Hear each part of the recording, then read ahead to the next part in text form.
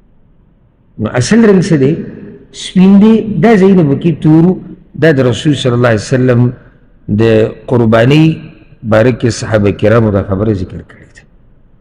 خلاصه د مسلې دا شوه چې غوره قرباني نه رنګ نه بغیر ځکه خبره اوښ ده، بیا غوا، بیا ګډ، بیا بیزه یا چیلې، او پای کې مونږ وایو چې غوره چې دی هغه نر دی. بیا د رنګ خبره وشوه چې غوره رنګ چې دی هغه سپین دی، او جایز په هر رنګ باندې دی. دغه شان چې ګورو چې ښکري وي هغه غوره دی، د هغې نه چې ښکري نه وي. خلاصه دا ده چې قیمتي شی د الله دپاره اله، الله دپاره چې څه شی ورکوې که نه، نو بیا قیمتي شی ورکوو. او دا نقطه ورسره یاده که دا داسې موږ الله نه ورکوو چې بس الله ته وینه ورسېده او الله ته د غوښې ضرورت دی. خورو یې موږ، ورکوو یې موږ، غریبانو ته اجر یې موږ ته میلاویږي، ملګرو له یې موږ ورکوو اجر یې موږ ته میلاویږي. نو ټوله فایده د دې اولنۍ او اخرنۍ هغه زموږ ده. صرف دومره دی چې د دې په حلالولو سره موږ ځان نږدې کوو.